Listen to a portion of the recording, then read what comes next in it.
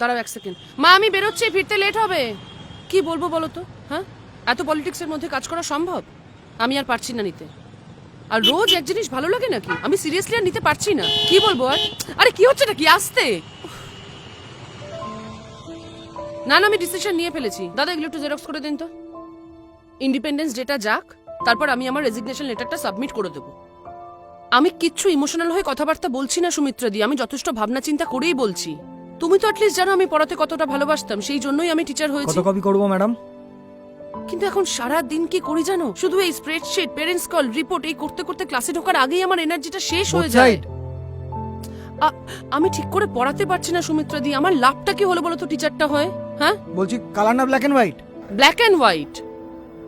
আমরা অনেক বড় বড় কথা বলি না যে টিচাররা নাকি নেশন বিল্ড করে।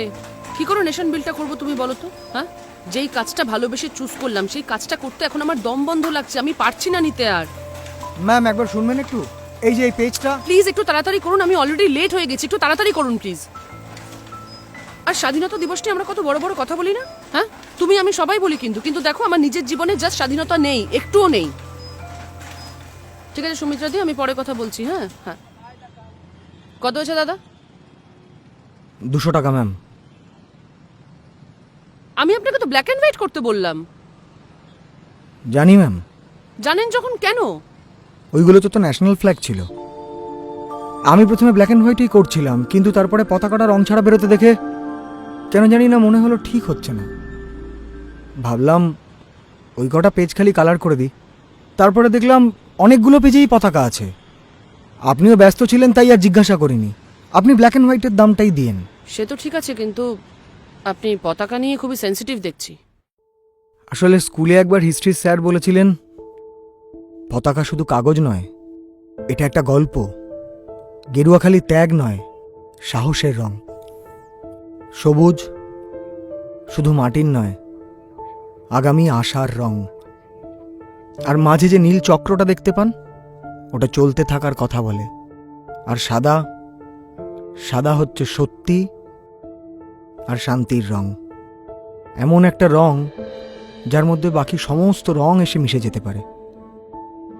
এই গল্পটা তো আর ব্ল্যাক অ্যান্ড হোয়াইটে দেখতে পারি না, না? কিন্তু আপনি পুরো বিষয়টা নিয়ে একটু বেশি ইমোশনাল। হতে পারে। আমি তো আসলে কালার ব্লাইন্ড।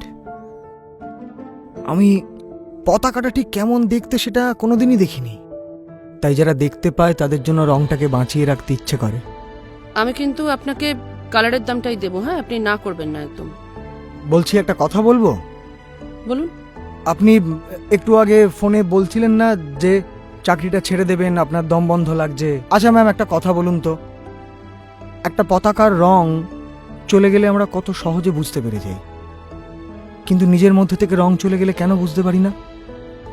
স্বাধীনতা মানে কিন্তু শুধুমাত্র চলে যাওয়ার অধিকার নয়, সঠিক জায়গায় থেকে যাওয়ার সাহসও। আপনার স্টুডেন্টরা তো আপনার জন্য অপেক্ষা করছে। ওরা তো আপনার কাছেই শিখবে স্বাধীনতার মানে কি, তাই না? আপনি টিচার হলে পারতেন। হে না না না না না, আপনি আমার থেকে অনেক ভালো টিচার। শুধু এ কথাটা একবার নিজেকে মনে করিয়ে দেওয়ার প্রয়োজন আছে। হয়ে গেছে। দাদা এটা 10 কপি জেরক্স করে দিন তো। দিচ্ছি।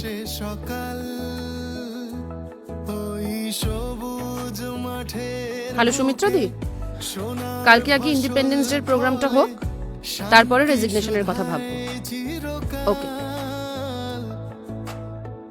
আসবো ফিরে তোমারি কোলে, উড়িয়ে তিরঙ্গা হাওয়ায়।